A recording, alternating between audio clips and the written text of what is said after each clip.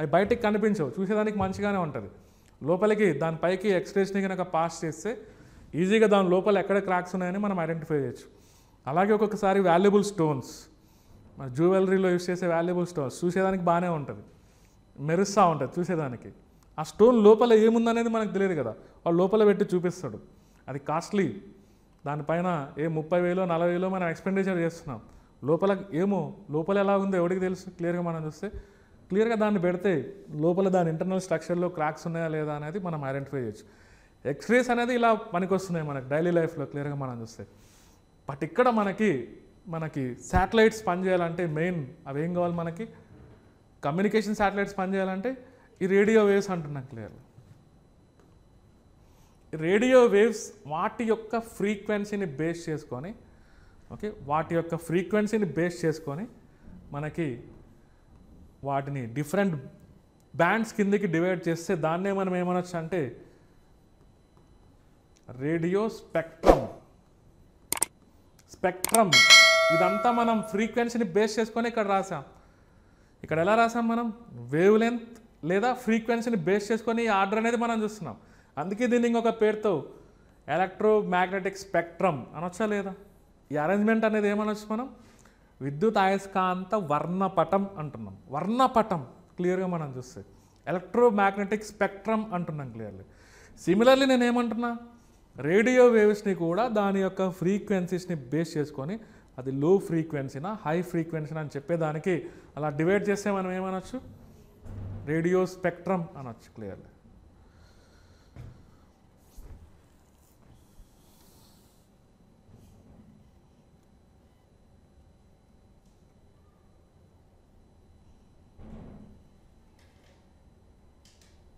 Okay, ఈరోజు మనం ప్రవేశపెట్టినటువంటి ఇన్సాట్ సిస్టంలో ఈ సిగ్నల్స్ పాస్ చేసేదానికి ఆటోమేటికల్గా దాదాపుగా 175 ట్రాన్స్పాండర్స్ అనేది ఉన్నాయి. ఈ రేడియో వేవ్స్ కోసం 175 ట్రాన్స్పాండర్స్ ఆ సిస్టమ్ మొత్తం మనం చూస్తే అందులో ఫ్రీక్వెన్సీ రేంజెస్ని బట్టి దాన్ని ఏమంటున్నాం? రేడియో స్పెక్ట్రమ్ అంటున్నాం. అందులో ఎల్ బ్యాండ్ ఉండొచ్చు, ఎస్ బ్యాండ్ ఉండొచ్చు, C band, okay, K A band, Q band, K band, ఇలాంటి వాటితో మనం పిలుస్తున్నాం.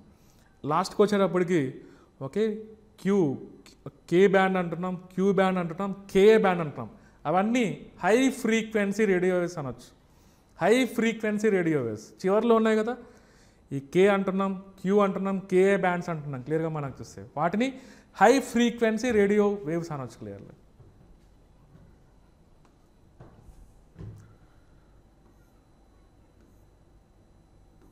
ఎనీహో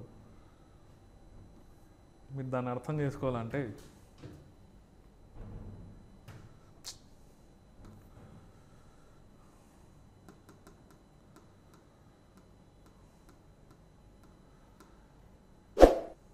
ఓకే,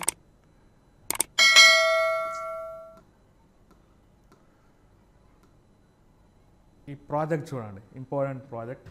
దీన్ని మనం డౌన్లోడ్ చేసి దాని మీద పెడతాం. ఓకే,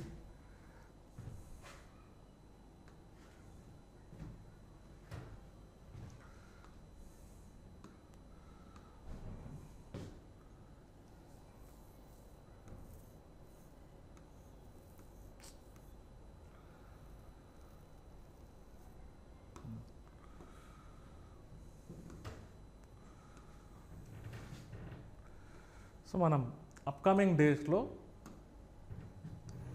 నిస్సార్ ప్రాజెక్ట్ అనేది ఒకటి ఉంది క్లియర్గా మనకు చూస్తే. ఓకే, నిస్సార్ అంటున్నాం క్లియర్లీ. దాన్ని అర్థం చేసుకోవడానికి చూపిస్తున్నా. రేడియో వేవ్స్లో ఉన్నటువంటి స్పెక్ట్రమ్ క్లియర్లీ చూడండి. NASA ISRO synthetic aperture radar అనే పదం మనం డిఫెన్స్ టెక్నాలజీ గురించి డిస్కస్ చేసేటప్పుడు నేను చెప్పింటా. రేడియో డిటెక్షన్ అండ్ రేంజింగ్ పేరులోనే ఉంది, రేడియో వేవ్స్ క్లియర్గా. ఓకే, సో దీని పేరు ఏమంటున్నాం మనం?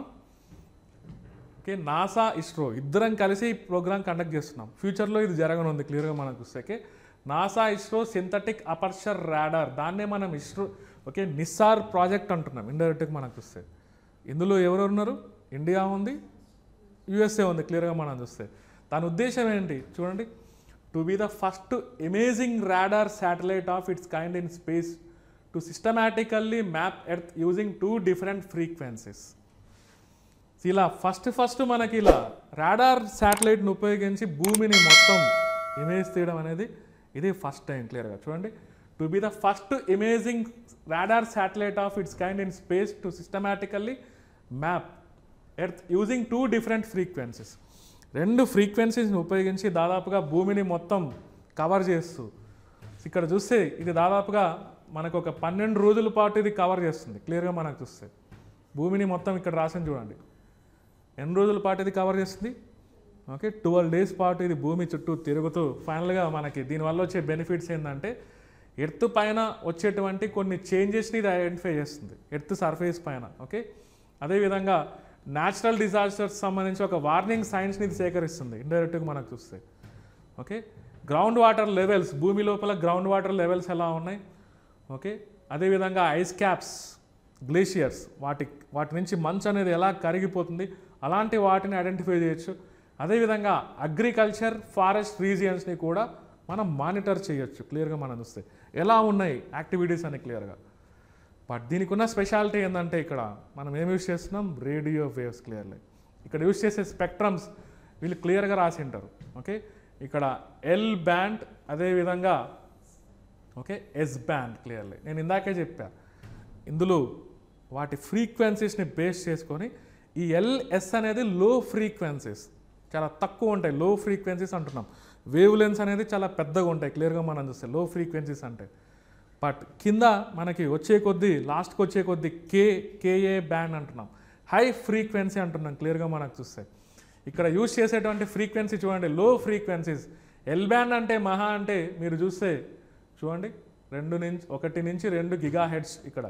ఓకే, నేను ఇందాక చెప్పింది అది 26 గిగా హెడ్స్ ఉంటుంది. దాని ఫ్రీక్వెన్సీ రేంజ్ మనం చూస్తే 26 గిగా హెడ్స్ మనం క్లియర్గా మనం చూడొచ్చు. ఇక్కడ 1 నుంచి 2 గిగా హెడ్స్కి వేవ్ లెంత్ ఎంత ఉంది ఇక్కడ. ఓకే, 15 to 30 సెంటీమీటర్ ఇక్కడ కనిపిస్తుంది క్లియర్గా మనం చూస్తే. బట్ ఇక్కడ చూడండి ఎస్ బ్యాండ్, దానికంటే కొంత ఎక్కువ ఫ్రీక్వెన్సీ ఉంది, 2 నుంచి 4 గిగా హెడ్స్ ఉంది. బట్ ఇక్కడ వేవ్ లెంత్ చూడండి ఎలా ఉంది, వేవ్ లెంత్ ఇక్కడ 8 నుంచి 15 సెంటీమీటర్లు. దట్ మీన్స్ ఇక్కడ నేను ఇందాక రాసిన ఈక్వేషన్ వేవ్ లెంత్కి ఫ్రీక్వెన్సీకి ఇన్వర్స్ రిలేషన్షిప్ అనేది ఇక్కడ అర్థమవుతుందా క్లియర్లీ. ఓకే, సో ఈ నిస్సార్ ప్రాజెక్ట్ అనేది మళ్ళీ మనం చూడాల్సిన అవసరం లేదు. నేను ఆ ఫ్రీక్వెన్సీని చెప్తూనే ఇక్కడ నేను చెప్పా. ఆ నిస్సార్ ప్రాజెక్ట్ యొక్క ఉద్దేశం ఏంటి, 12 రోజుల పాటు ఎర్త్ని మొత్తం కవర్ చేస్తూ ఇలాంటి యాక్టివిటీస్లో ఇన్వాల్వ్ అవ్వాలి క్లియర్గా. ఓకే, న్యాచురల్ డిజార్డర్స్ని సేకరించడం, ఎక్కడెక్కడ స్కోప్ ఉంది క్లియర్గా, అగ్రికల్చర్, ఫారెస్ట్ రీజియన్స్ని మానిటర్ చేయడం, ఐస్ క్యాప్స్, గ్లేసియర్స్ని మానిటర్ చేయడం. సో ఇదంతా మనకి క్లియర్గా మన భూమి యొక్క సర్ఫేస్ పైన వచ్చేటువంటి చేంజెస్ని మానిటర్ చేయడం, ఇదంతా దీని ఉద్దేశం క్లియర్గా. దీని స్పెషాలిటీ ఏంటంటే ఇక్కడ రాడార్ అంటున్నాం. ఓకే, రాడార్ శాటిలైట్ అంటున్నాం, first imaging radar satellite of its kind అంటున్నాం. ఇది మన ఇండియాదే కాదు, నాసా ఇస్రో యొక్క జాయింట్ ప్రాజెక్ట్ అనేది. NASA ISRO synthetic aperture radar అంటున్నాం క్లియర్గా మనకు చూస్తే. ఓకే, ఎనీహౌ దీని ఓకే దాదాపుగా ఇది 12 రోజులు అంటున్నాం క్లియర్గా మనం చూస్తే. నాసా ఏం స్పాన్సర్ చేస్తుందంటే దీనికోసం ఎల్ బ్యాండ్. ఓకే, నాసాకి సంబంధించి ఎల్ బ్యాండ్ అంటున్నాం. ఇస్రో నుంచి ఏమొస్తుందంటే దీనికోసం ఎస్ బ్యాండ్ అంటున్నాం క్లియర్గా మనకు చూస్తే. ఓకే, ఈ 2 కూడా మనకి ఇంపార్టెంట్, అది కూడా మనం టార్గెట్ చేయాలి. ఇస్రో దాంట్లోనే ఎస్ బ్యాండ్ అంటున్నాం క్లియర్గా మనకు చూస్తే. నాసా దాని నుంచి ఎల్ బ్యాండ్ క్లియర్లీ. దీన్ని కూడా దేని నుంచి మనం లాంచ్ చేయాలనుకుంటున్నాం, జిఎస్ఎల్వి. ఇందాకే అనుకున్నాం కదా, జిఎస్ఎల్వి MK3 ఆల్మోస్ట్ అదే యూస్ చేస్తారు ఇక్కడ. జిఎస్ఎల్వి లాంచ్ సిస్టమ్ అంటే అదే యూస్ చేయనున్నారు క్లియర్గా మనకు చూస్తే. దీని ఒప్పందం అనేది ఎప్పుడో జరిగింది యాక్చువల్గా. ఓకే, 2014లోనే మనకి జరిగింది. ఓకే, ఈ సంవత్సరంలోనే మనం ఎక్కడి నుంచి లాంచ్ చేయాలనుకుంటున్నాం, అది ఇందాక మనం అనుకున్నాం Satish Dhawan space centre, Vikram Sarabhai space centre, అవే మెయిన్ మనకి. ఓకే, ఇది మనకి శ్రీహరికోటలోని సతీష్ ధావన్ స్పేస్ సెంటర్ నుంచి ఇది లాంచ్ చేయాలనుకుంటున్నాం clear. Okay, so that is the speciality of NISAR. Okay, so అండి ఇది పూర్తిగా రేడియో వేవ్స్ని ఉపయోగించుకొని ఇది పనిచేస్తుంది ఇండైరెక్ట్గా మనకు చూస్తే. అంతే కదా, క్లియర్గా అలాగే చెప్పొచ్చు కదా. ఇది ఒక ఎగ్జాంపుల్ క్లియర్గా మనం చూస్తే కింద ఇక్కడ రాశారు. Okay, water, terrestrial ecosystem, okay, earth పైన జరిగేటువంటి చేంజెస్ క్లియర్గా మనకు చూస్తాం. ఇది ఒక అప్లికేషన్స్, కమ్యూనికేషన్స్లో రేడియో వేవ్స్ అనేది ఎలా పనిచేస్తాయో ఇలా కూడా మనకు కనిపిస్తుంది. జనరల్గా మనకి కమ్యూనికేషన్ శాటిలైట్స్ పనిచేయాలంటే ఓకే, మనకి ఇప్పుడు మనకు అర్థమైంది ఏంటంటే అది రేడియో వేవ్స్ని బేస్ చేసుకొని పనిచేస్తుంది అంటున్నాం క్లియర్గా మనకు చూస్తే. ఈ కమ్యూనికేషన్ శాటిలైట్ సంబంధించి మన భారతదేశంలో మొట్టమొదటిగా మనం ఏం చేసామంటే 1983లో ఒక వ్యవస్థను ఏర్పాటు చేసాం. దాన్నే INSAT, Indian national satellite system అంటున్నాం క్లియర్గా. సో కొన్ని ఇంపార్టెంట్ మనకి కమ్యూనికేషన్ శాటిలైట్ అనే పదం వచ్చిందంటే ఓకే, దాని సింబల్ ఎలా పెడుతుంటాం మనం? మోస్ట్లీ ఇలానే కనిపిస్తూ ఉంటాయి. ఎక్కడ ప్లేస్ చేస్తాం కమ్యూనికేషన్ శాటిలైట్స్ని? Okay, geostationary orbits clearly. Okay, navigation satellites అన్నాం. నావిగేషన్ అంటే ఏంటి మీనింగ్? ఇందాక మనం అనుకున్నాం కదా, ఒక లొకేషన్కి మనం రీచ్ అవ్వాలంటే మనకి ఇండికేట్ చేసేటువంటి డిస్టెన్సెస్, డైరెక్షన్స్, అవన్నీ మనం ఏమనొచ్చు నావిగేషన్ యాక్టివిటీస్.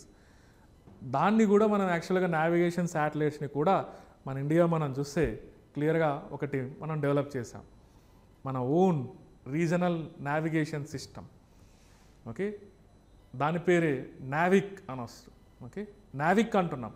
మన భారతదేశం డెవలప్ చేసినటువంటి regional navigation system Navik, IRNSS, Indian regional navigation satellite system. అందులో ఒకసారి ఆ శాటిలైట్స్ అరేంజ్మెంట్ చూస్తే మనం ఇంకా జియో సింక్రోనస్, జియో స్టేషనరీకి ఇంకా పర్ఫెక్ట్గా మనం అర్థం చేసుకోవచ్చు. జియో సింక్రోనస్లో ఒక టైప్ మనం ఏమన్నాం? జియో స్టేషనరీ అన్నాం. జియో స్టేషనరీ అంటే మీనింగ్ ఏంటి? ఎగ్జాక్ట్గా ఈక్వేటర్ ప్లేన్లో ఉండాలి 36,000 కిలోమీటర్లు. జియో సింక్రోనస్ అంటే అది కొంత యాంగిల్ అనేది మెయింటైన్ చేస్తూ ఉండాలి అంటున్నాం క్లియర్లీ. ఇక్కడ చూడండి మనకి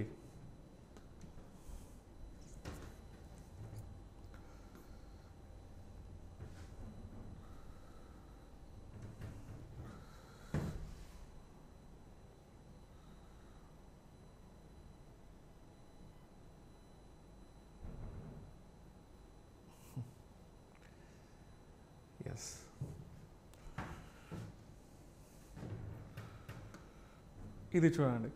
ఓకే, నావిక్, దాన్నే మనం ఒక నావిగేషన్ సిస్టమ్, మన భారతదేశం డెవలప్ చేసినటువంటి రీజనల్ నావిగేషన్ సిస్టమ్ అంటున్నాం క్లియర్లీ. అందులో అరేంజ్మెంట్ ఎలా ఉన్నాయి మనకి? ఈ నావిక్నే మనం ఏమంటున్నాం? Navigation Indian, navigation with Indian constellation అనొచ్చు. Navigation with Indian constellation clearly. So దీన్నే IRNSS. Okay, Indian regional navigation satellite system. అందులో 7 ఉపగ్రహాలను మనం ప్లేస్ చేసాం. IRNSS 1A, 1B, 1C, 1D ఇలాంటి పేర్లతో మనం చూడవచ్చు క్లియర్గా మనం చూస్తే. ఇక్కడ మీరు చూస్తే అది ఎలా ఉన్నాయి దాని అరేంజ్మెంట్? ఒక 4 ఎలా ఉన్నాయి, 3 ఎలా ఉన్నాయి? ఈ బొమ్మ చూసి ఎలా చెప్పొచ్చు మనం? 3 కమ్స్ అండర్ జియో.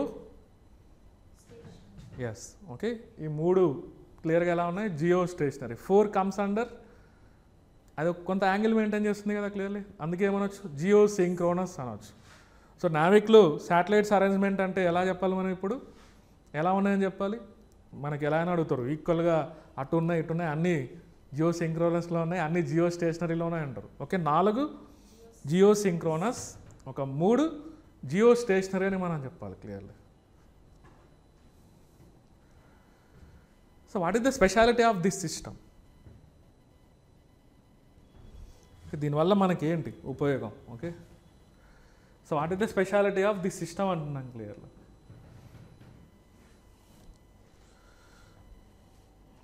ఓకే,